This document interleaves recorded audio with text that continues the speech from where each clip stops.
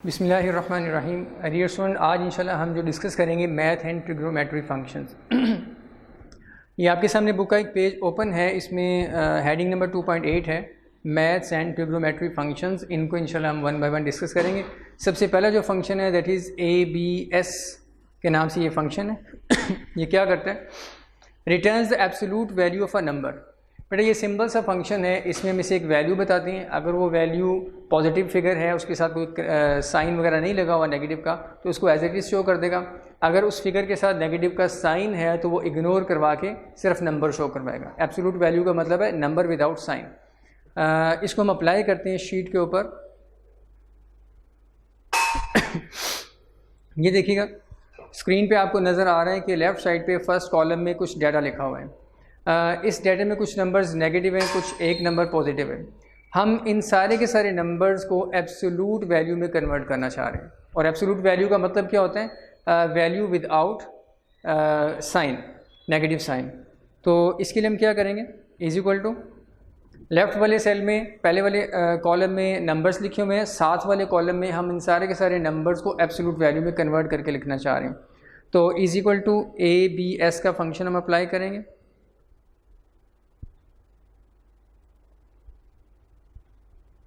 ABS आपके सामने देखें, आपको इसका डिस्क्रिप्शन भी नज़र आना चाहिए। Returns the absolute value of a number. और एब्सोल्यूट वैल्यू से क्या मुराद है? A number without its sign. तो ब्रैकेट स्टार्ट की, इसका एक ही आर्गूमेंट है जो कंपल्सरी है, दैट इज़ नंबर। हम इसे वो नंबर बताएंगे जिसको हमने एब्सोल्यूट में कन्वर्ट करना है। मैं रेफरेंस दे रहा हूँ सेल का जिसमें वो नंबर लिखा हुआ है। A2 का रेफरेंस दिया, उसके बाद ब्रैकेट क्लोज। ये देखिएगा, एंटर करेंगे तो नंबर विदाउट साइन ये आपको शो करवा देगा। इसी सेल को जिसमें हमने ये फर्स्ट फंक्शन लगाया है, इसको हम कॉपी करते हैं। ये फिल हैंडल के ऊपर माउस को ला के इसको डाउनवर्ड ड्रैग करेंगे ऐसे, तो नीचे वाले सेल में भी अप्लाई हो चुका है। अब इसमें देखें लेफ़्ट वाले सेल के अंदर जो फिगर लिखी हुई है पहले से उसमें कोई करेंसी नेगेटिव साइन अवेलेबल नहीं है, इसलिए उसने एज इट इज़ शो कर दिया। -8 को उसने 8 और -5 को उसने सिर्फ 5 शो करवा दिया। तो इस तरीके से एब्सोल्यूट का जो फंक्शन है ABS का फंक्शन, ये आपके बताए हुए नंबर के साथ से नेगेटिव साइन को रिमूव कर देगा। इसमें बेटा एक बात और भी याद रखें कि इस फंक्शन में हम फॉर्मूला भी लगा सकते हैं। इसको देखिएगा, मैं यहाँ पे फॉर्मूला अप्लाई करने लगा हूँ। Is equal to ABS bracket start, और यहाँ पे एक फॉर्मूला कैलकुलेशन हम परफॉर्म करवाते हैं। हम उसे कहते हैं 10 -15। इसका हमें रिज़ल्ट कैलकुलेट करके दो। तो 10 माइनस जो 15 है, इसका आंसर तो -5 आना चाहिए। लेकिन हमने चूँकि इस एब्सोल्यूट के फंक्शन के अंदर इस एक्सप्रेशन को लिखा है, तो एब्सोल्यूट का फंक्शन क्या करेगा? इस एक्सप्रेशन का रिज़ल्ट कैलकुलेट करेगा जो कि -5 बनेगा, और उसके साथ से माइनस हटा के एब्सोल्यूट नंबर आपको शो करवा देगा। ये देखिएगा 5 आ चुका होगा। इस तरीके से आप इसमें कोई भी फॉर्मूला, कोई भी स्टेटमेंट लिख सकते हैं। ज़रूरी नहीं सिंपल हो, आप कोई भी कम्प्लेक्स कैलकुलेशन भी इसमें करवा सकते हैं। उसके बाद नेक्स्ट आते हैं सीलिंग, एक फंक्शन है इसकी तरफ। इसका डिस्क्रिप्शन हम यहीं से इंशाल्लाह डिस्कस करेंगे। लेफ़्ट साइड पे कुछ नंबर्स हैं, इन नंबर्स के ऊपर हम इस फंक्शन को अप्लाई करेंगे। इज़ इक्वल टू सीलिंग, ये नीचे वाला फंक्शन दिस वन। ये क्या करता है सीलिंग का फंक्शन? ये एक नंबर को राउंड करेगा। कैसे करेगा? Rounds a number up to the nearest multiple of significance. ये एक नंबर को, पहली बात ये याद रखें कि ये आपके बताए हुए नंबर को इसने अप करना है, यानी इंक्रीज़ करना है। उसमें इंक्रीज़ लेके आएगा, और कहाँ तक लेके आएगा? To the nearest multiple of significance. Significance जो है उसके जितने भी मल्टीपल्स होंगे उनके मल्टीपल्स तक इसको अप करेगा। अब इसको देखते हैं ये सिग्निफिकेंस क्या है। इस फंक्शन को करते हैं अप्लाई। मैंने टैब प्रेस कर दिया, तो आप देखें आपको इसके दो आर्गूमेंट्स नज़र आ रहे हैं। एक आर्गूमेंट जो फर्स्ट है उस आर्गूमेंट का नाम है नंबर, दिस वन, और दूसरा जो आर्गूमेंट है उसका नाम है सिग्निफिकेंस। इसकी डिस्क्रिप्शन में हमने सिग्निफिकेंस का वर्ड पढ़ा था, वो यही था। सबसे पहले हम इसे वो नंबर बताएंगे जिसे आपने राउंड अप करना है। इसका ऑब्जेक्टिव ये याद रखें, ये हमेशा नंबर को राउंड अप ही करेगा, अपवर्ड लेके जाएगा। सीलिंग से मुराद आपको पता है छत कहते हैं, छत ऊपर होती है, तो ये नंबर को ऊपर की तरफ लेके जाएगा, राउंड अप करेगा।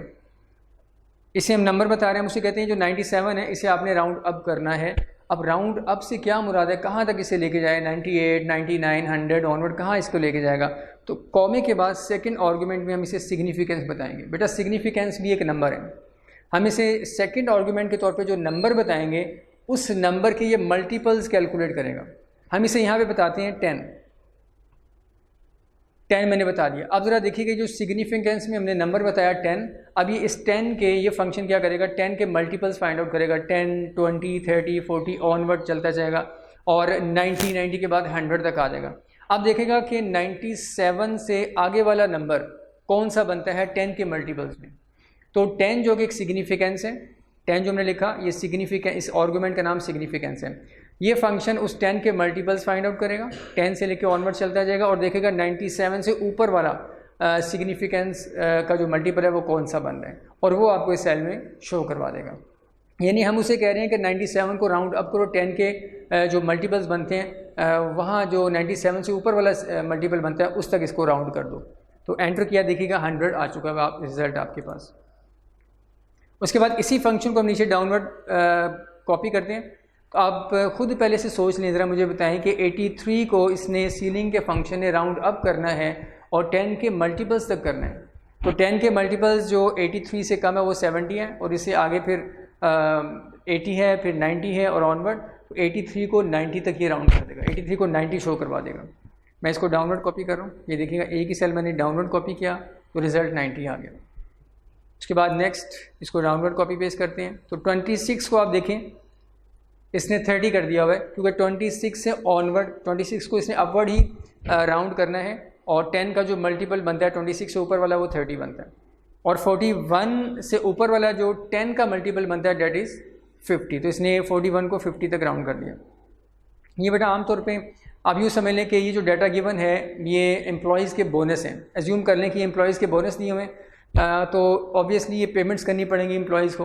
तो कंपनी ने ये डिसाइड किया कि उनके जो बोनस की फ़िगर बनती है हम उसको 10 के मल्टीपल तक जो राउंड करके फिर उनको अमाउंट डिस्ट्रीब्यूट कर देंगे ताकि वो कैश की डिस्ट्रीब्यूशन ज़रा आसान रहे। 10 के मल्टीपल्स में कैश को मैनेज करना ज़रा आसान हो जाता है। तो इसलिए उन्होंने क्या किया, 10 के मल्टीपल्स तक जो है ना इन सारे के सारे बोनस की फ़िगर्स को राउंड कर लिया सीलिंग के फंक्शन को यूज़ करके। अब यही नंबर्स यहाँ पे लिखे हुए राइट साइड पे और इसमें हम फ्लोर का फंक्शन अप्लाई करेंगे। बेटा फ्लोर का फंक्शन जो है ये सीलिंग के फंक्शन का बिल्कुल रिवर्स है। ये नंबर को राउंड करेगा लेकिन अपनी डाउनवर्ड राउंड करेगा to the nearest multiple of significance. इसको हम यहाँ पे अप्लाई करते हैं। फ्लोर का मतलब आपको पता है फर्श को कहते हैं, तो डाउन होता है वो, तो ये डाउन राउंड डाउन करेगा नंबर्स को। ये आगे देखें इसका description, round the number down to the nearest integer और the nearest multiple of significance. इसको हम अप्लाई करते हैं। नंबर, पहले वो नंबर बताएंगे जिसे आपने राउंड डाउन करना है, ये बता दिया, और फिर उसके बाद वही सिग्निफिकेंस बताएंगे। हम यहाँ पे भी 10 ही बताते हैं उसे। अब हम इसे कह रहे हैं कि आप G2 के अंदर लिखे हुए नंबर को राउंड डाउन करो, डाउनवर्ड लेके आओ 10 के मल्टीपल तक। 10 का जो भी मल्टीपल 97 से पीछे है, 97 से कम है, वहाँ तक इसको राउंड कर दो। तो एंटर करेंगे, ऑब्वियसली आप समझ सकते हैं कि क्या रिज़ल्ट आएगा। 90 रिज़ल्ट आपके सामने आ चुका है। 83 से पहले आप खुद सोचें, 83 से पहले 10 का मल्टीपल कौन सा बनता है, दैट इज़ 80। तो यहाँ पे रिज़ल्ट ये 80 देगा। और 26 को राउंड डाउन इसने करना है to the nearest multiple of 10। तो 26 से पहले जो 10 का मल्टीपल है दैट इज़ 20, तो इसको वो 20 कर देगा। और 41 से पहले जो 10 का मल्टीपल है दैट इज़ 40, तो ये राउंडिंग करके आपको सारी फिगर्स यहाँ पे शो करवा देगा। ये देखिएगा, तो सीलिंग का फंक्शन राउंड अप करता है to the nearest multiple of significance. Significance भी एक नंबर होता है जो आपको दूसरे बताते हैं। आप वहाँ पे 2, 5 कोई भी नंबर बता सकते हैं जिसके मल्टीपल्स तक आपने राउंड करना है। फ्लोर का फंक्शन राउंड डाउन करेगा to the nearest multiple of significance. यहाँ पे बेटा इंटीजर का फंक्शन INT इस फंक्शन का नाम है।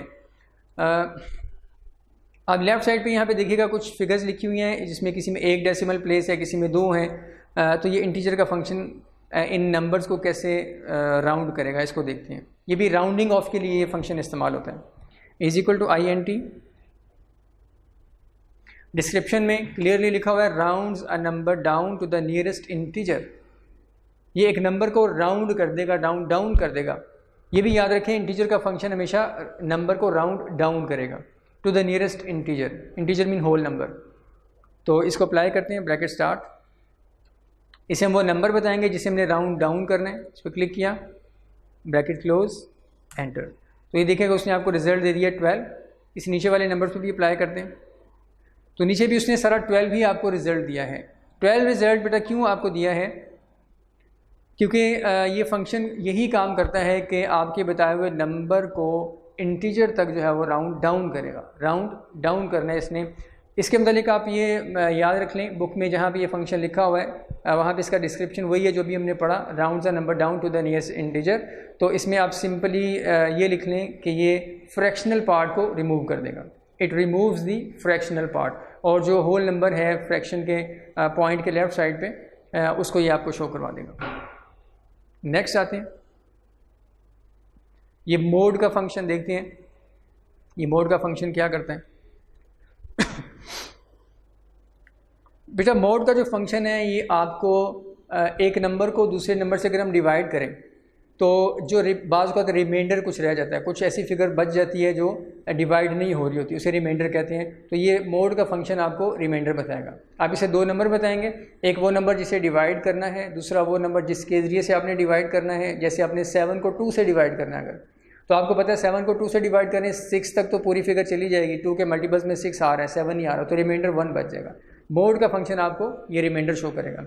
इसे हमने दोनों चीज़ें बतानी होती हैं। ये हमारा नंबर है, इसको आप इससे डिवाइड करो और फिर बताओ रिमाइंडर क्या बनता है। इज इक्वल टू मोड, इसका description, returns the remainder after a number is divided by a divisor. तो इसे अप्लाई करते हैं, ब्रैकेट स्टार्ट। इसमें दो ही आर्गूमेंट्स हैं, इसके दोनों कंपल्सरी हैं क्योंकि दोनों में से कोई भी ब्रैकेट में नहीं है, जो बड़ी ब्रैकेट होती है उसमें नहीं है। तो नंबर इसे मैं बता देता हूँ, वही 7 कॉमा, डिवाइज़र में इसे डिवाइज़र बताते हैं 2, ब्रैकेट क्लोज। हम इसे कह रहे हैं कि आप 7 को डिवाइड करो 2 से और बताओ बाकी क्या बचता है, रिमाइंडर बताओ। एंटर किया तो उसने आपको बता दिया 1। एक और नंबर पे अप्लाई करते हैं,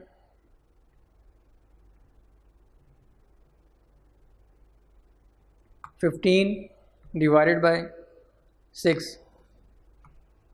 ये बात याद रखिएगा, मोड के अंदर आपने 15 जो लिखा है फिर उसके बाद डिवाइड का साइन नहीं लगाना, कॉमा लगाना है और उसके बाद फिर आपने डिवाइज़र लिखना है, यानी स्लैश नहीं लगा देना आपने, क्योंकि कॉमे के बाद जो लिखेंगे वो ख़ुद ही एज्यूम कर लेगा कि ये डिवाइड करने के लिए आप उसे बता रहे हैं नंबर।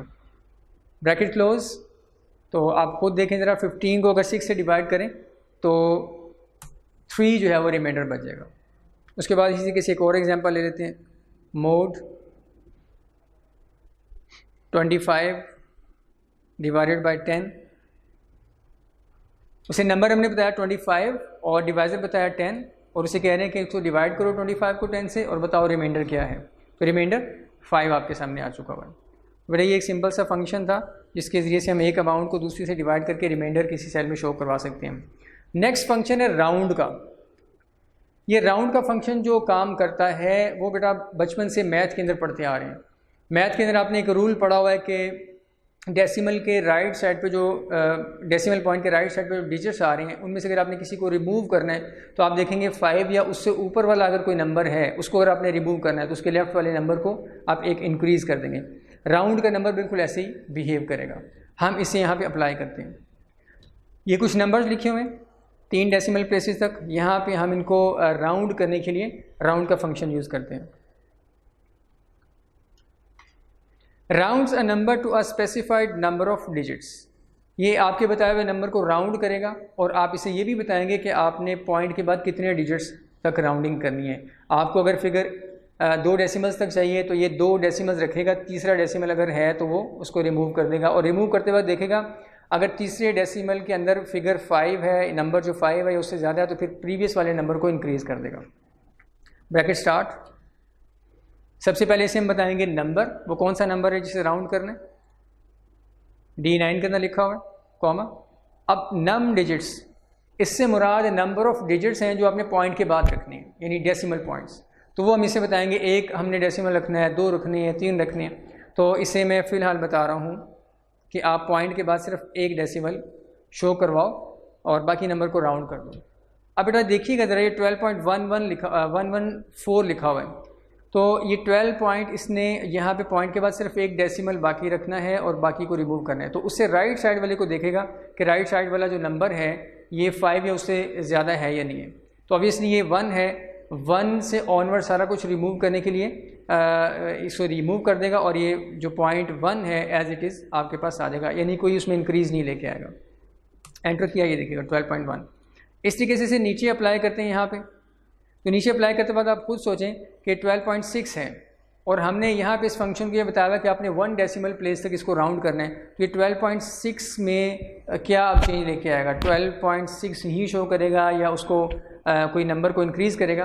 तो ऑब्वियसली हमें देखना पड़ेगा कि 6 तो आपने रखना है, 6 वाले नंबर को तो आपने उससे कहा हुआ है कि 1 डेसिमल में चाहिए। अब ये उससे ऑनवर्ड राइट साइड पे 2nd डेसिमल वाली प्लेस पे जो नंबर होगा उससे देखेगा 5 या उससे ज़्यादा है या नहीं है।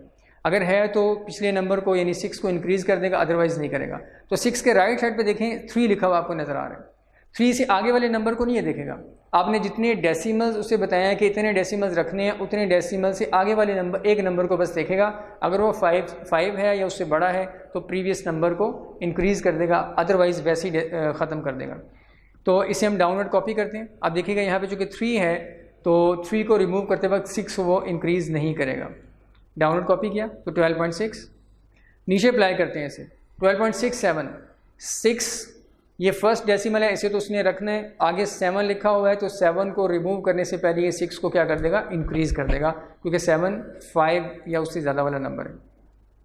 इसी तरीके से मैं डाउनवर्ड सारे सेल पे अप्लाई कर रहा हूँ। इसे देखिएगा यहाँ पे उसने 12.6 को क्या कर दिया, 12.7 कर दिया हुआ है। और यहाँ 12.4 एज इट इज़ है, क्योंकि 4 के बाद नेक्स्ट जो नंबर है 3 है जो कि 5 से कम है, इसलिए उसने अपडेट नहीं किया, इसे इंक्रीज़ नहीं किया।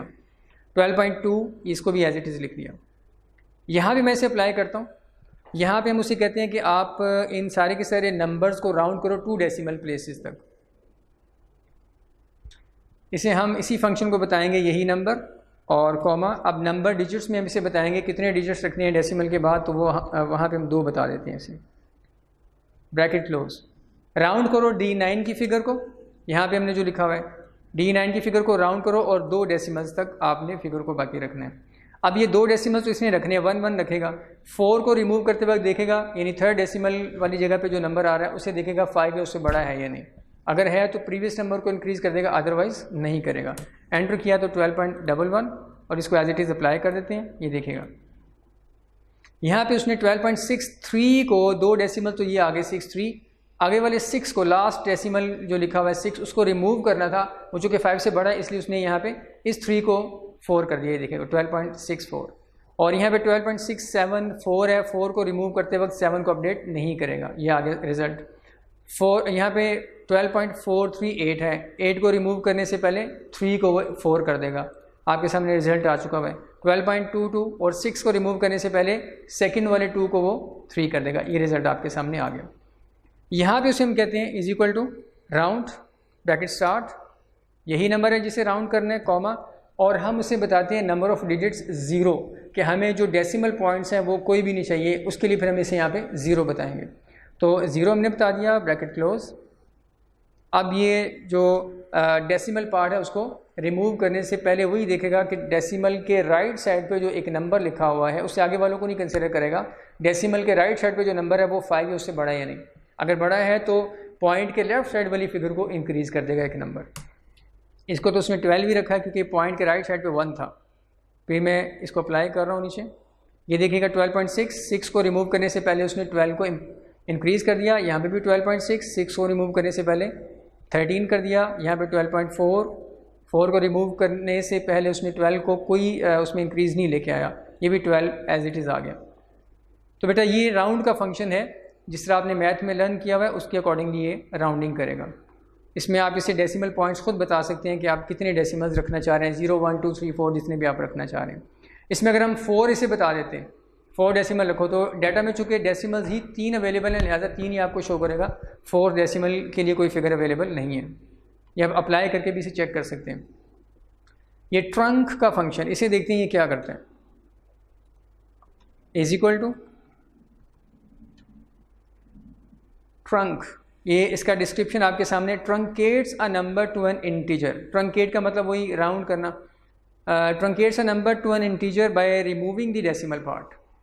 रिमूविंग द डेसिमल और फ्रैक्शनल पार्ट, यानी ये फंक्शन क्या करेगा, आपने इसे कोई नंबर बताया, नंबर का रेफरेंस दिया, ये उसमें से डेसिमल पार्ट को रिमूव कर देगा, बिल्कुल राउंडिंग नहीं करेगा।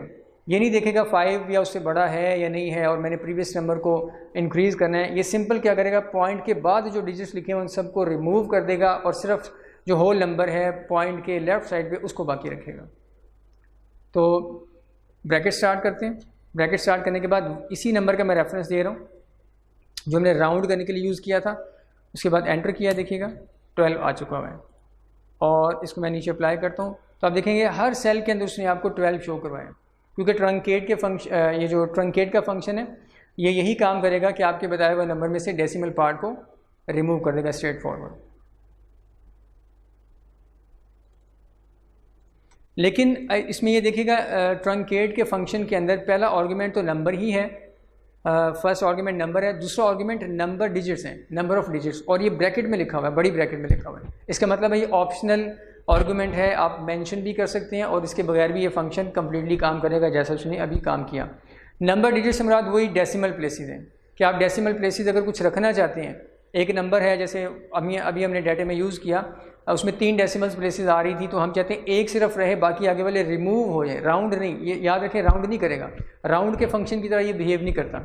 आप इसे बता दें कि 1 डेसिमल रखो तो ये दूसरे तीसरे नंबर पे जो भी फिगर है उनको रिमूव कर देगा। तो मैं इसे यहाँ पे बता सकता हूँ कॉमा लगा के, ये जो ऑप्शनल आर्गूमेंट है ये भी हम मेंशन कर सकते हैं अगर आपको ये रिक्वायर्ड है तो। 1 और ब्रैकेट क्लोज है। इसे हम बता रहे हैं कि D9 के अंदर, D9 वाले सेल में जो नंबर लिखा हुआ है उसको आप 1 डेसिमल्स तक ट्रंकेट कर दो तो 1 डेसिमल के बाद जो फिगर है उसे ये स्ट्रेट फॉरवर्ड रिमूव कर देगा। ये देखिएगा 12.1, इसे मैंने अप्लाई किया तो ये उसने सिर्फ एक डिजिट रखा है और बाकी वाले राइट साइड वाले रिमूव कर दिए। तो बेटा ये कुछ फंक्शंस हैं मैथ और ट्रिग्नोमेट्री से रेलिवेंट। अगर अब हम नेक्स्ट एरिया की तरफ चलते हैं, ये देखिएगा बुक में ABS, सीलिंग, फ्लोर, इंटीजर और ये मोड का फंक्शन हमने डिस्कस कर लिया। अब नेक्स्ट देखते हैं ये राउंड का फंक्शन भी आपके सामने आ चुका हुआ है। सब टोटल हम पहले डिस्कस कर चुके हैं प्रीवियस एक लेक्चर में, सम भी हो गया हुआ है। सम इफ़ का फंक्शन ये बाकी है, इसको भी हम इंशाल्लाह डिस्कस करेंगे। ट्रंकेट का फंक्शन भी डिस्कस हो गया। तो इस कैटेगरी में ये सम इफ़ का फंक्शन है, इसे इंशाल्लाह भी हम अप्लाई करेंगे, देखते हैं कि ये फंक्शन क्या करता है।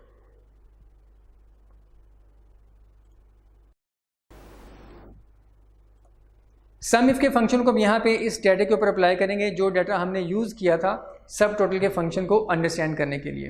तो यहाँ पे आते हैं,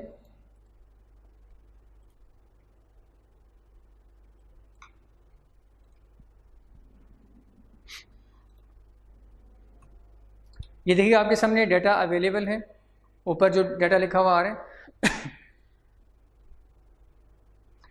इस डाटे को हम यहाँ पे सम करना चाह रहे हैं, इसका टोटल हम यहाँ पे इस सेल में लिखना चाह रहे हैं।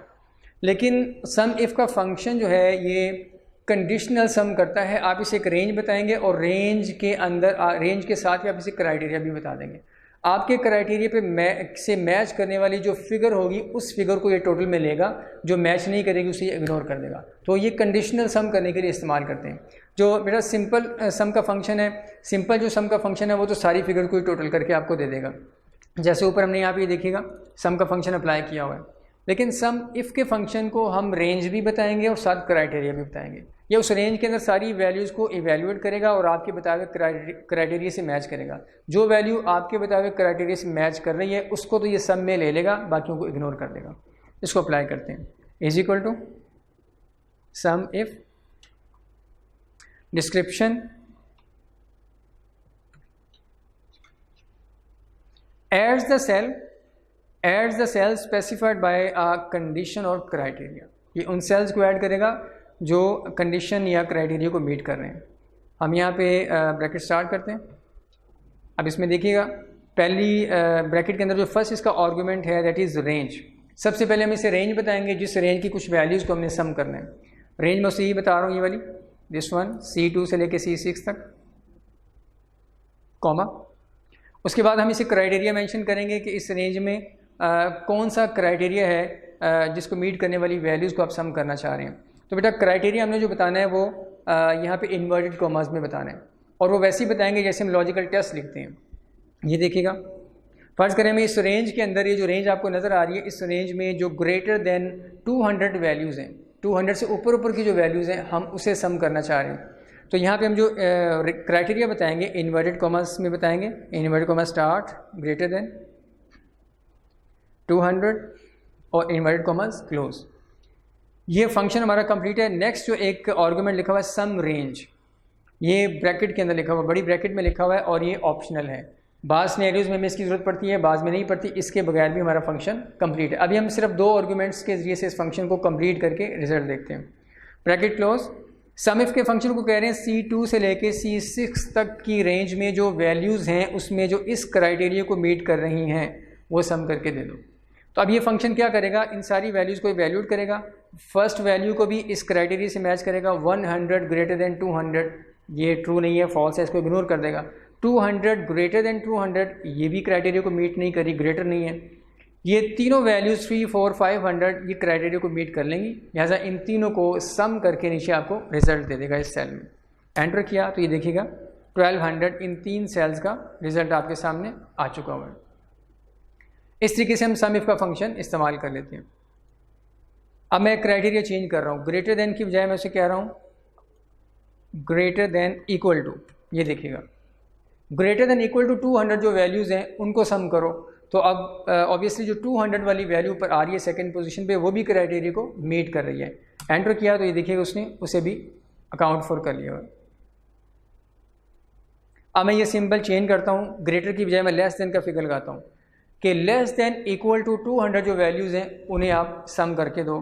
तो लेस देन इक्वल टू 200 वो पहले वाली 2 वैल्यूज़ हैं 100 एंड 200, तो रिज़ल्ट आपके सामने आ गया 300। अब एक और मैं इसको यहाँ पे क्राइटेरिया बताता हूँ, लेस देन ग्रेटर देन का साइन इकट्ठा यूज़ करें। और जब हमने इफ़ का फंक्शन डिस्कस किया था उसमें मैंने आपको बताया था कि ये सिंबल हम किस पर्पज़ के लिए इस्तेमाल करते हैं, नॉट इक्वल टू के लिए। तो यहाँ मुझे बता रहे हैं वो वाली वैल्यूज़, वो फिगर्स मुझे ऐड करके दो जो कि नॉट इक्वल टू 200 है। अब ये 200 को इग्नोर कर देगा, बाकी वैल्यूज़ को सम करके आपको रिजल्ट देगा। ये देखिएगा 1300। अब बेटा यहाँ पे नीचे आते हैं। अब स्नैरियो को ज़रा समझें कि लेफ़्ट साइड पे यही सम इफ का फंक्शन यूज़ करेंगे और इसका तीसरा आर्गुमेंट भी हम साथ यूज़ करेंगे, लेकिन वो एक डिफरेंट स्नैरियो के अंदर इस्तेमाल होते हैं। यहाँ पे फर्स्ट कॉलम के अंदर हमारे पास प्रोडक्ट्स लिखी हुई हैं, प्रोडक्ट के नाम लिखे हुए हैं और आगे उनकी सेल्स लिखी हुई हैं। ये डाटा आप यूँ कंसिडर कर लें। प्रोडक्ट ए जो है वो 100 यूनिट्स उसके सेल हुए हैं, सी के अगेन 200 यूनिट सेल हुए हैं, ए के अगेन 300, फिर सी के, फिर बी के। ये आपको डाटा 2 कॉलम्स में दिया हुआ है। पहले कॉलम में प्रोडक्ट का नाम है, दूसरे कॉलम के अंदर उसकी सेल्स फिगर लिखी हुई हैं। तो यहाँ पे हम क्या करना चाह रहे हैं, यहाँ पे उसे बताना चाह रहे हैं कि इस रेंज में जहाँ जहाँ पे ए लिखा हुआ आ रहा है उसके अगेंस्ट जो फिगर है वो हमें सम करके दे दो। ये हम क्यों करना चाह रहे हैं, असल में हम इस नीचे वाले सेल में यहाँ पे प्रोडक्ट ए की सेल्स सिर्फ फाइंड आउट करना चाह रहे हैं। लिस्ट में सारा कुछ इकट्ठा ही आ रहा है, सारी प्रोडक्ट्स आ रही हैं आपके पास, ए बी सी वगैरह आ रही हैं, साथ राइट वाले कॉलम उनकी सेल्स भी हैं। हम ये चाहते हैं एक्सेल क्या करें, फर्स्ट कॉलम के अंदर प्रोडक्ट ए को सर्च करें, जहां उसे मिल जाए उसके अगेंस्ट जो फिगर्स आ रही हैं दूसरे कॉलम में वो हमें सम करके दें। तो अब यहाँ पे देखेंगे सम इफ़ का फंक्शन कैसे अप्लाई करेंगे।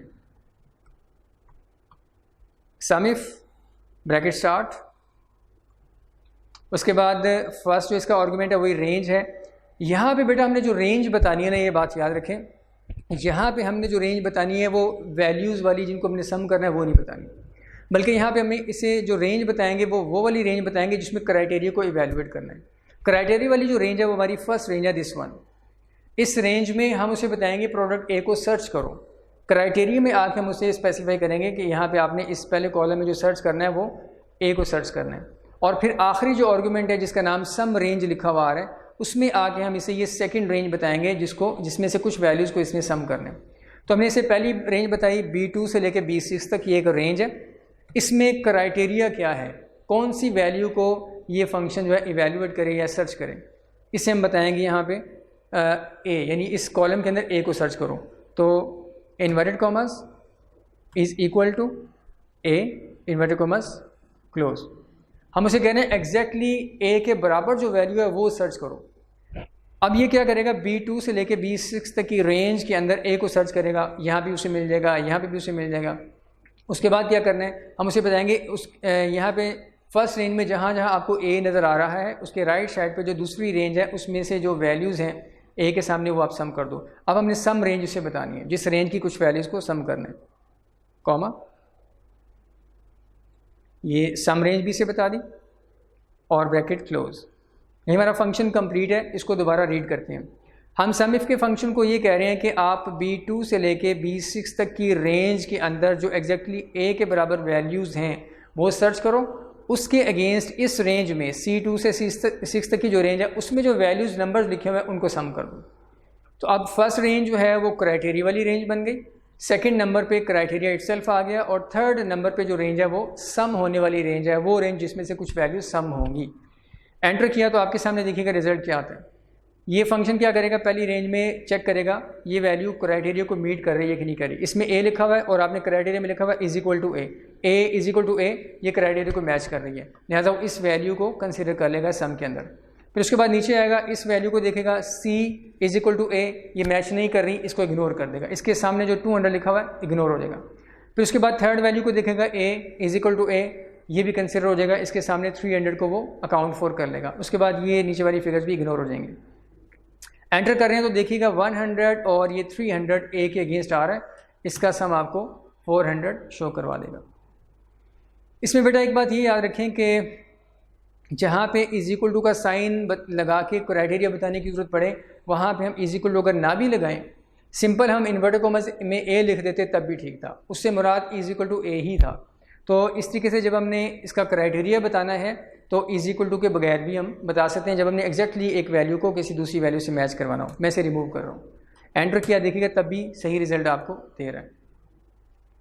अब फ़र्ज़ करें इसी सेल में हम ये चाहते हैं कि अभी तो उसने फ़िलहाल हमें प्रोडक्ट ए की सेल्स बताइए, हमें अब सी की सेल्स देखनी है कि उस लिस्ट में चेक करके बताए सी की सेल्स कितनी बन रही है। लिस्ट मिसाल के तौर पर बहुत लंबी है, हज़ारों की तादाद में जो है ना प्रोडक्ट्स का डाटा आ रहा है और कॉलम के अंदर भी काफ़ी ज़्यादा फिगर्स आ रही हैं। तो आप सारी दोनों रेंजेस का रेफरेंस इस फंक्शन में देखें, आसानी से समरीज कैलकुलेट कर सकते हैं प्रोडक्ट्स की सेल्स की।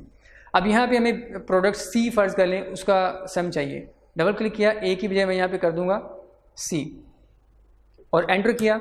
अब ये सी के अगेंस्ट जो रिजल्ट्स हैं ये देखिएगा, this one and this one, 200 और 400, उसको आपने आपके सामने सम करके दे दिया हुआ। बेटा अब अगर फ़र्ज़ करें बी का आपने रिज़ल्ट लेना है, बी प्रोडक्ट की सेल्स का, तो आपको डबल क्लिक करके फॉर्मूले के अंदर एडिटिंग करनी पड़ेगी। ये एक मुश्किल काम है। हम ये चाहते हैं कि ये काम थोड़ा सा ऑटोमेटिक हो जाए। तो आप क्या करेंगे, आपने जिस प्रोडक्ट का सम लेना है आप उस प्रोडक्ट को यहाँ पर लिख दें लेफ़्ट साइड पर या किसी भी सेल में लिख दें। यहाँ पर मैं लिख रहा हूँ ए, एंटर किया। अब यहाँ पे आके हम क्राइटेरिया जो है वो खुद मेंशन करने की बजाय इन्वर्टेड कॉमास में प्रोडक्ट का नाम मैनुअली एंटर करने की बजाय इसको मैं कर रहा हूँ डिलीट।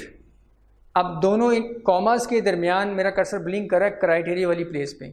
अब यहाँ पे कर्सर को रखते हुए हम यहाँ पे आ जाएंगे लेफ़्ट साइड पे और उस सेल का रेफरेंस दे देंगे, उस सेल पे क्लिक कर देंगे जिसमें प्रोडक्ट का नाम लिखा हुआ है। क्लिक किया तो B11 का रेफरेंस आ चुका है। अब हमारे क्राइटेरिया में क्राइटेरिया हमने मैनुअली नहीं लिखा, क्राइटेरिया में उस सेल का नाम लिख दिया जिस सेल में प्रोडक्ट का नाम है। अब ये फंक्शन क्या करेगा, पहले वाली रेंज में सर्च करेगा किस चीज़ को, किस वैल्यू को जो कि B11 में लिखी हुई है, जो कि B11 में लिखी हुई है, जो कि A है।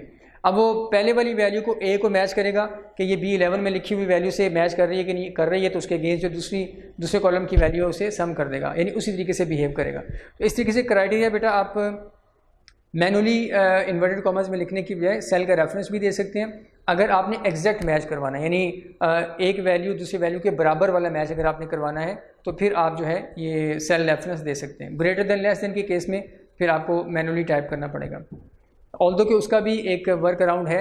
लेकिन अभी फ़िलहाल आप इतना याद रखें कि आपने इस तरीके से एग्जैक्टली अगर एक वैल्यू को क्राइटेरिया में लिखना है और पहले कॉलम में सर्च करवाना है तो आप सेल रेफरेंस में भी दे सकते हैं जिस सेल में आपने वो लिखा हुआ है। और ये याद रखें कि सेल रेफरेंस इन्वर्टेड कॉमर्स में नहीं आएगा, मैनुअली अगर आपने क्राइटेरिया टाइप करना है तो फिर वो इन्वर्टेड कॉमर्स में आएगा। एंटर किया तो 400।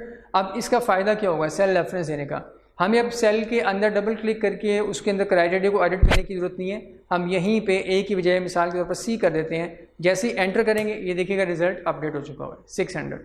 यहाँ पे मैं कर रहा हूँ बी, तो ये रिजल्ट अपडेट हो चुका है। बी की जो सेल्स का टोटल बन रहा है दैट इज़ 500। अगेन ए करते हैं एंटर, तो ये देखिएगा 400। तो जैसे जैसे आप प्रोडक्ट का नाम यहाँ पे चेंज करते रहेंगे वैसे वैसे ही आपको यहाँ पे फिगर अपडेट होकर ये फंक्शन शो करवाता रहेगा। तो ये बेटा सम इफ़ का फंक्शन है, 2 आर्गूमेंट्स के साथ भी इसे आप इस्तेमाल कर सकते हैं और 3 आर्गूमेंट्स के साथ भी आप इसे इस्तेमाल कर सकते हैं। बुक में आती है सम इफ़ का फंक्शन, ये कंप्लीट है, इसकी एग्जांपल आगे दी हुई है उसने, इसको आप बुक से देख लीजिएगा। ये सब टोटल का फंक्शन जो हमने पहले डिस्कस किया है उसकी डिटेल्स यहाँ पे मौजूद हैं।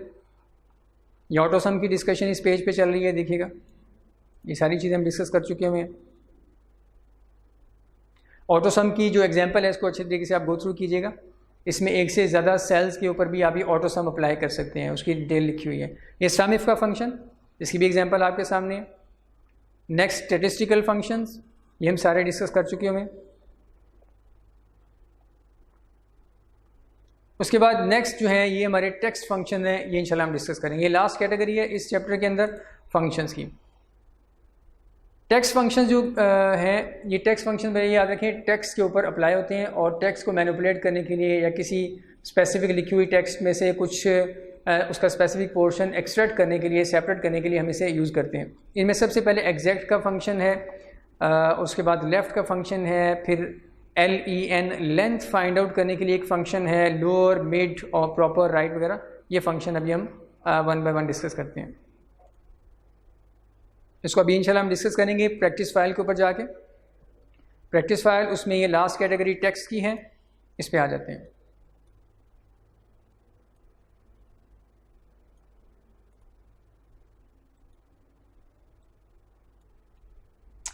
जी बेटा, यहाँ पे एक डाटा आपके सामने लिखा हुआ है, ये देखिएगा इस शीट में लेफ्ट साइड पे आपको डाटा लिखा हुआ नज़र आ रहा है। पाकिस्तान डिफरेंट वे में लिखा हुआ है, स्मॉल लेटर्स में भी, कैपिटल लेटर्स में भी। तो फ़र्ज़ करें किसी भी सेल में लिखी हुई कोई टेक्स्ट है, आप उसको अगर वो स्मॉल लेटर्स में है आप कैपिटल में कन्वर्ट करना चाह रहे हैं, कैपिटल में है तो स्मॉल में कन्वर्ट करना चाह रहे हैं, तो इसके लिए भी एक्सेल में फंक्शंस यूज़ होते हैं। हम एक्सेल के फंक्शंस को यूज़ करके ये काम कर सकते हैं। एक सेल के अंदर आपने एक सेल के अंदर कोई टेक्स्ट लिखी हुई है और दूसरे सेल में जाके आप उसका जो केस है वो चेंज कर सकते हैं। केस किसे कहते हैं?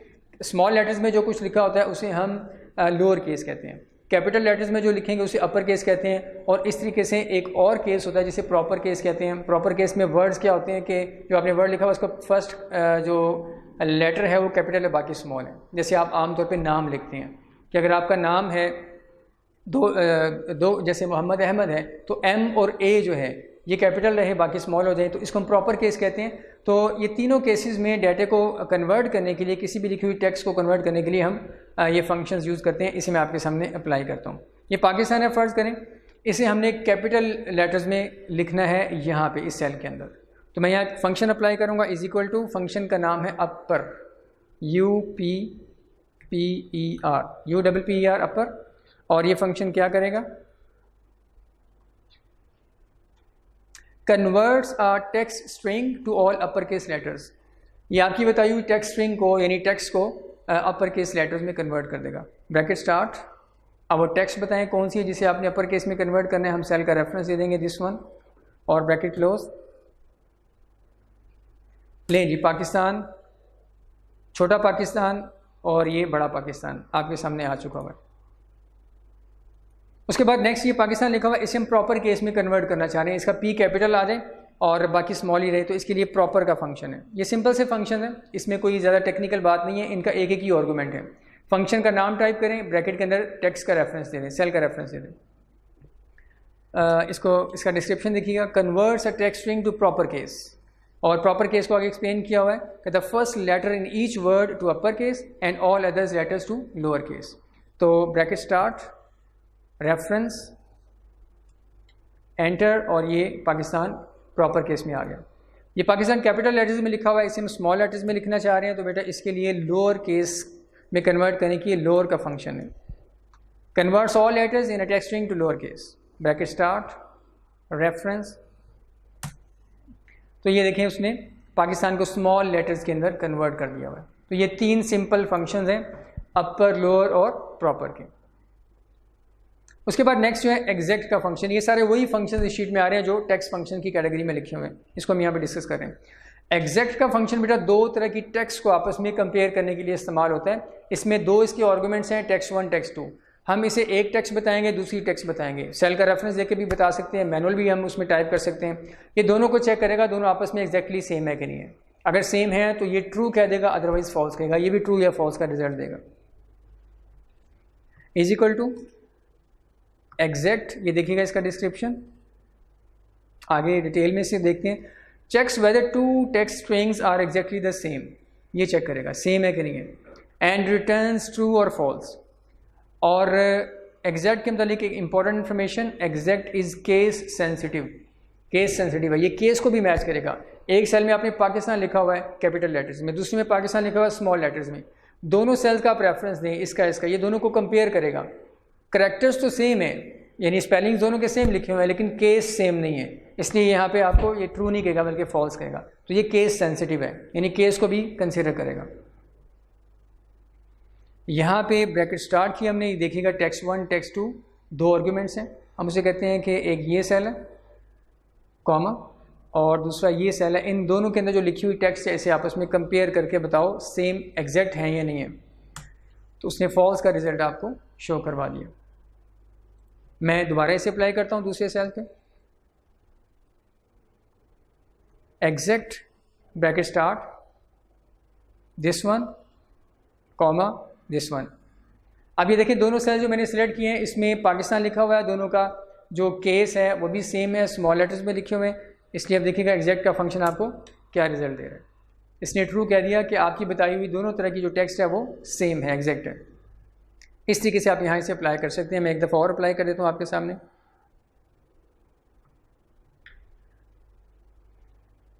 This one comma this one.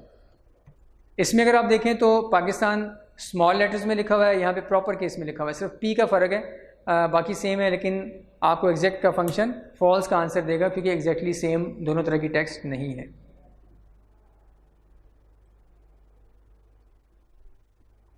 अब नेक्स्ट आते हैं, ये पाकिस्तान का वर्ड लिखा हुआ है यहाँ पे इस पाकिस्तान के करेक्टर्स PAKISTAN इसके जो स्पेलिंग लिखे हुए हैं उनमें से कुछ करेक्टर्स हम यहाँ पे रिटर्न करना चाह रहे हैं, यहाँ पे शो करवाना चाह रहे हैं।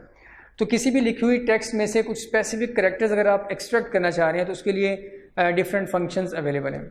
ये डिपेंड करता है कि आपने लिखी हुई टेक्स्ट की लेफ़्ट साइड से कुछ करेक्टर्स एक्सट्रैक्ट करने हैं या राइट साइड से करने हैं या मिड में से करने हैं। तो अगर आपने बिल्कुल लेफ़्ट साइड से कुछ करेक्टर्स एक्सट्रैक्ट करने हैं, जैसे ये फर्स्ट सेल में पाकिस्तान लिखा हुआ है, मैं PAK ये 3 करेक्टर्स एक्सट्रैक्ट करके यहाँ पे लिखना चाह रहा हूँ, सिर्फ पहले वाले 3। तो चूँकि हमने लेफ़्ट साइड से बिल्कुल स्टार्ट से एक्सट्रैक्शन करनी है कुछ करेक्टर्स की, तो इसके लिए जो फंक्शन है वो लेफ़्ट का फंक्शन है, इज इक्वल टू लेफ़्ट। ये देखिएगा ये फंक्शन क्या करते हैं, returns the specified number of characters from the start of a text string. आपकी बताई हुई टेक्स्ट के स्टार्ट में से, स्टार्ट का मतलब लेफ़्ट में से, ये कुछ नंबर ऑफ करेक्टर स्पेसिफिक आपको रिटर्न करके दे देगा। तो ब्रैकेट स्टार्ट करते हैं, इसमें देखिएगा सबसे पहले इसे हम बताएंगे कौन सी टेक्स्ट है जिसमें से कुछ करेक्टर्स एक्सट्रैक्ट करने हैं, दिस वन। उसके बाद number characters, number of characters बताएं लेफ़्ट साइड से आपने कितने करने हैं। ये देखिए ब्रैकेट्स में लिखा हुआ है, बड़े वाली ब्रैकेट में लिखा हुआ है, तो ये ऑप्शनल है, इसे आप इग्नोर भी कर सकते हैं। ब्रैकेट क्लोज कर दें तब भी आपका ये फंक्शन कंप्लीट है। अगर हम यहीं पे ब्रैकेट क्लोज कर दें, कोई नंबर ऑफ करेक्टर्स ना बताएं, तो याद रखें लेफ़्ट का फंक्शन बाय डिफ़ॉल्ट 1 करेक्टर जो है वो लेफ़्ट साइड से एक्सट्रैक्ट कर लेगा, जो कि P बनेगा। ये देखिएगा मैं इसे एंटर कर रहा हूँ तो उसने सिर्फ 1 करेक्टर एक्सट्रैक्ट कर दिया। लेकिन अगर हम एक से ज़्यादा करना चाह रहे हैं फिर बताना पड़ेगा, फिर सेकेंड आर्गूमेंट हमें इसका यूज़ करना पड़ेगा, कॉमा, और मैं इसे बता रहा हूँ 3। ये देखिएगा 3 से मुराद 3 करेक्टर्स हैं, तो नंबर ऑफ़ करेक्टर्स भी हमने इसे बता दिए, एंटर। तो ये आपके सामने उसने रिजल्ट शो करवा दिया।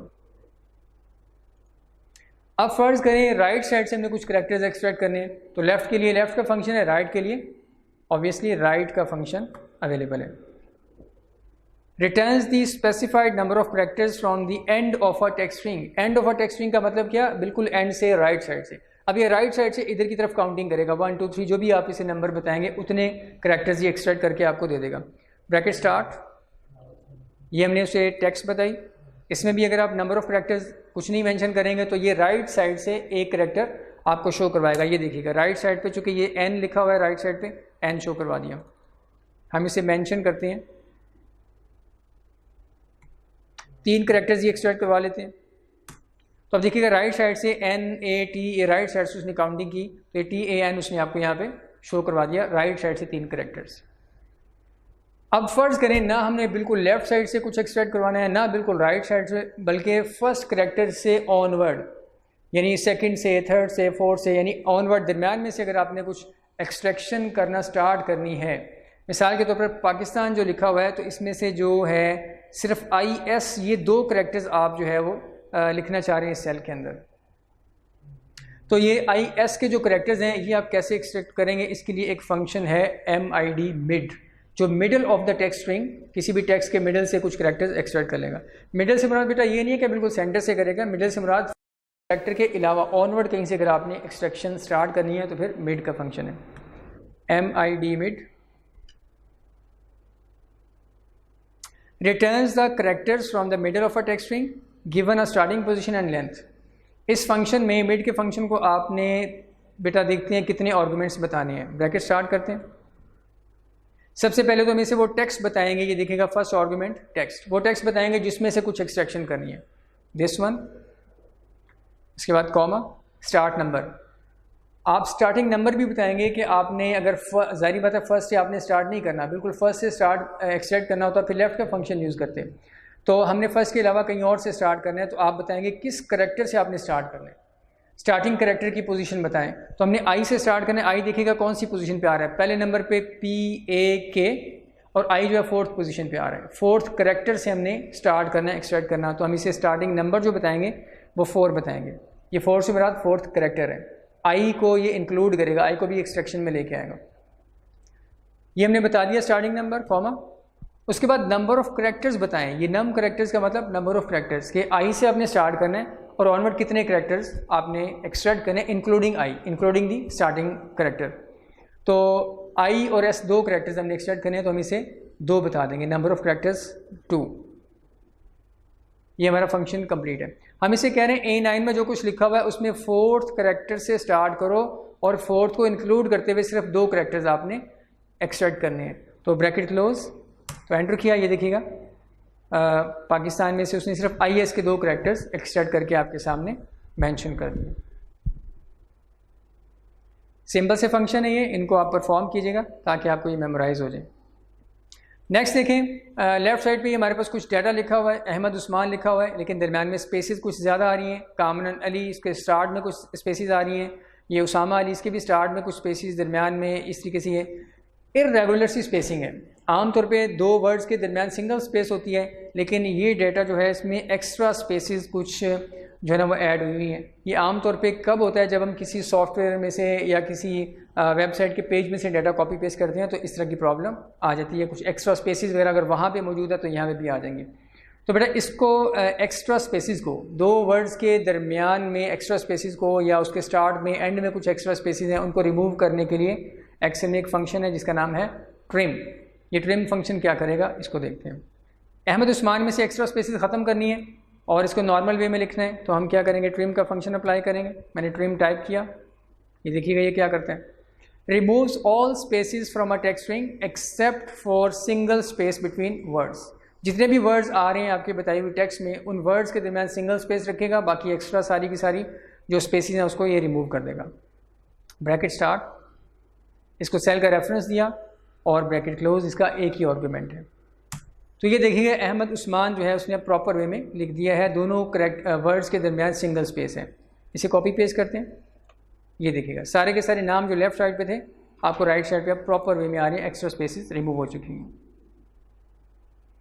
नेक्स्ट फंक्शन, ये जो फंक्शन है LEN, ये लेंथ फाइंड आउट करने के लिए किसी भी सेल में लिखी हुई जो टेक्स्ट है उसमें कितने नंबर ऑफ करेक्टर्स मौजूद हैं, ये नंबर ऑफ करेक्टर्स को काउंट करके बताएगा। जैसे अहमद उस्मान है AHMAD और ऑनवर्ड उस्मान आखिर तक जो है कितने करेक्टर्स बनते हैं इंक्लूडिंग स्पेसेस। याद रखें ये लेंथ का फंक्शन जो है ये स्पेस, एक सिंगल स्पेस को एक करेक्टर कंसिडर करेगा।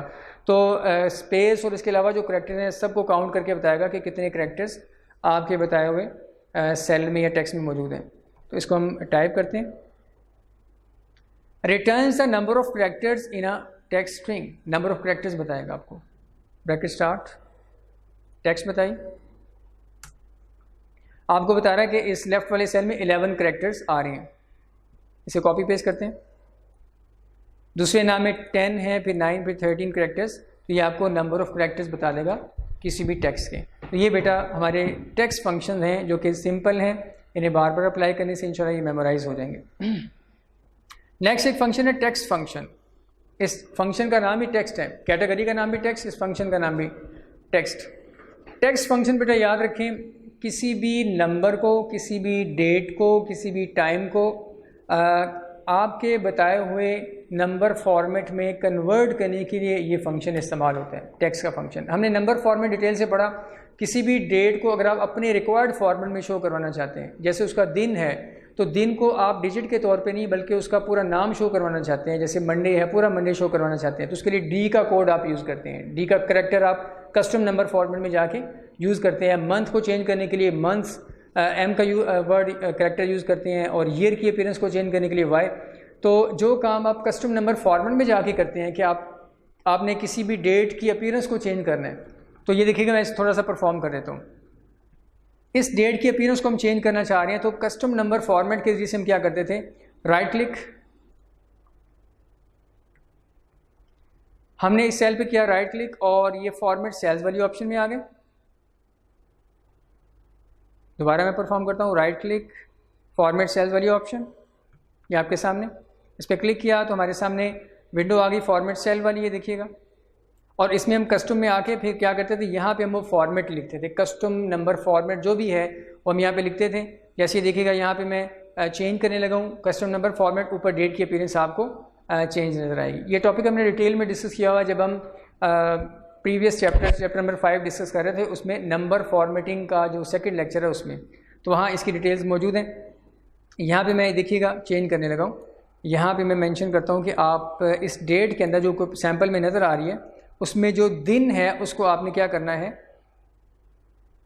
4 दफ़ा डी मैंने लिख दिया, उसने पूरा जो है डेट का दिन शो करवा दिया। इस अंदाज में हम शो करवाना चाह रहे हैं, कॉमा, साथ हम डेट को वैसे भी लिखना चाह रहे हैं करैक्टर के तौर पे, डिजिट के तौर पे, वो हम दोबारा 2 डी मैंने प्रेस कर दिए, फिर कॉमा, आगे मंथ शो करवाना चाह रहे हैं, 3 M मैंने लिखे तो उसमें देखिए कि मंथ आपको 3 करैक्टर्स में शो करवा दिया। उसके बाद कॉमा और उसके बाद ईयर हमने शो करवाना है 4 डिजिट्स के तौर पे, ये देखिएगा ट्यूसडे 20 अक्टूबर 2015। इस डेट को बैकएंड में जो आपको सेल में नज़र आ रही है उसको इस अंदाज में शो करवाने के लिए ये कोड हमने यहाँ पे लगा दिया। ये कस्टम नंबर फॉर्मेट है, ये हम खुद डिज़ाइन कर सकते हैं। तो अब ये काम किसी भी सेल के अंदर लिखी हुई डेट को, नंबर को या किसी टाइम को आप किसी और फॉर्मेट में अपीयर करवाना चाह रहे हैं तो बैकएंड पे आके यहाँ पे आपको खुद से कोड लिखना पड़ता है। तो यहाँ पे मैं जैसे इसको ओके करूँगा तो क्या होगा, ये डेट की अपीयरेंस देखिएगा वैसी हो जाएगी सेल के अंदर, ये देखिएगा वैसे हो चुकी है। लेकिन ये काम फ़र्ज़ करें हम यहाँ पे नहीं करना चाहते, हम चाहते हैं सेल के अंदर डेट एज इट इज़ लिखी रहे लेकिन साथ वाले सेल में उसकी अपीयरेंस चेंज होकर आ जाए। तो उसके लिए फिर हम क्या करेंगे, टेक्स्ट का फंक्शन यूज़ करेंगे। टेक्स्ट के फंक्शन में उसमें डेट का रेफरेंस भी देंगे और आगे फिर दूसरे आर्गूमेंट में हम वो कोड इसे बता देंगे जिस कोड की तरह का हमने फॉर्मेट बनाना है। मैं आपके सामने इसे परफॉर्म कर रहा हूँ, कंट्रोल Z किया, बल्कि मैं राइट क्लिक कर रहा हूँ, राइट क्लिक करके वही कोड हम यहाँ से जाके कॉपी कर लेते हैं। देखिएगा इसको मैं यहाँ से कॉपी कर लेता हूँ, राइट क्लिक, कॉपी किया और इसको कैंसिल। यहाँ पे आके इस डेट को नॉर्मल डेट के तौर पे मैं दोबारा से शो करवा रहा हूँ, ये देखिएगा। बल्कि आपके लिए ज़रा सिंपल बनाने के लिए आप बेटा इसको ये यूँ करें कि इसके ऊपर आके आप शॉर्ट डेट फॉर्मेट अप्लाई कर दें, ये डेट पहले वाले फॉर्मेट में आ जाएगी। अब इस सेल के अंदर हम क्या करना चाह रहे हैं, इस सेल के अंदर हम इसको उसी फॉर्मेट में शो करवाना चाह रहे हैं जो हमने कस्टम में जाके फॉर्मेट इसका बनाया था। तो यहाँ पे हम टेक्स्ट के फंक्शन के ज़रिए से भी ये काम कर सकते हैं। Is equal to text converts a value to text in a specific number format. आपकी बताई हुई वैल्यू को, जो कि डेट भी हो सकती है, टाइम भी हो सकता है, कोई और नंबर भी हो सकता है, उस नंबर में आपने करेंसी साइंस लगाने हैं और 1000 सेपरेटर वगैरह लगाने हैं, तो उसके लिए हैशेज और वो जो ज़ीरोज़ वगैरह का फंक्शन हमने पढ़ा था वो लगा के आप उसका अपीयरेंस चेंज करवा सकते हैं। लेकिन ऑब्वियसली इतनी डिटेल में आपके सिलेबस में नहीं है, ये सिर्फ टेक्स्ट के फंक्शन को समझाने के लिए मैं यहाँ पे अप्लाई कर रहा हूँ। वैल्यू बताएंगे, ये वाली वैल्यू है जिसकी अपीयरेंस आपने चेंज करनी है, कॉमा, इस टेक्स्ट की इस डेट की अपीयरेंस को चेंज करने के लिए आप फॉर्मेट बताएं, कौन से फॉर्मेट में आप इसे अपीयर करवाना चाह रहे हैं। तो ये याद रखें, टेक्स्ट में हमने जो सेकंड आर्गुमेंट बताना है फॉर्मेट टेक्स्ट, इसे आपने हमेशा इन्वर्टेड कॉमास में बताना है, इन्वर्टेड कॉमास। और मैं पेस्ट कर रहा हूँ वही जो मैंने ऊपर से कॉपी किया हुआ था। और उसके बाद हम यहाँ पे आके कर रहे हैं क्लोज, ये इन्वर्टेड कॉमास क्लोज नहीं हुए अभी, इन्वर्टेड कॉमास क्लोज, ब्रैकेट भी क्लोज। हम टेक्स्ट के फंक्शन को क्या बता रहे हैं, हम कह रहे हैं कि C7 में जो लिखा हुआ है, जो डेट लिखी हुई है, उसको आपने क्या करना है, इस फॉर्मेट में अपीयर करवाना है, इस सेल में जहाँ पे हमने फॉर्मूला टाइप किया। एंटर, तो ये देखिएगा उसने इस सेल में, इस फॉर्मेट में डेट को अपीयर करवा दिया। तो बेटा ऐसे जो कस्टम नंबर फॉर्मेट में जाके हम काम करते थे, वो तो हम सेल के ऊपर ही फॉर्मेट अप्लाई कर देते थे। सेल के उसी सेल, ओरिजिनल सेल में ही आपकी डेट वगैरह है या कोई भी डाटा, उसकी अपीयरेंस चेंज हो जाती थी। यहाँ पे हम सेपरेट सेल में अगर करवाना चाहते हैं कि ओरिजिनल डेट भी या ओरिजिनल डाटा वैसे ही लिखा रहे, साथ दूसरे सेल में उसकी अपीयरेंस चेंज हो, तो फिर आप टेक्स्ट का फंक्शन यूज़ कर सकते हैं। तो बेटा ये हमारी कंप्लीट डिस्कशन है एक्सेल का। जो चैप्टर नंबर 6 है, एक मेजर चैप्टर था। चैप्टर नंबर 5 के बाद ये सेकंड लार्जेस्ट चैप्टर था, ये अल्हम्दुलिल्लाह कंप्लीट है। इसमें ये देखिएगा, इसमें सारे फंक्शन में डिस्कस कर लिए हैं, एग्जैक्ट भी, लेफ़्ट भी, लेंथ वाला भी, लोअर, मिड, प्रॉपर, राइट, ये सारे फंक्शन आपके कंप्लीट हो गए हैं। ये टेक्स्ट फंक्शन भी हमने कर लिया अभी डिस्कस, और ट्रिम का फंक्शन भी हो गया, अपर भी हो गया। उसके बाद देखिएगा ये कुछ एग्जांपल्स दी हुई हैं। नेक्स्ट फिर आपका चैप्टर रिव्यू लिखा हुआ है।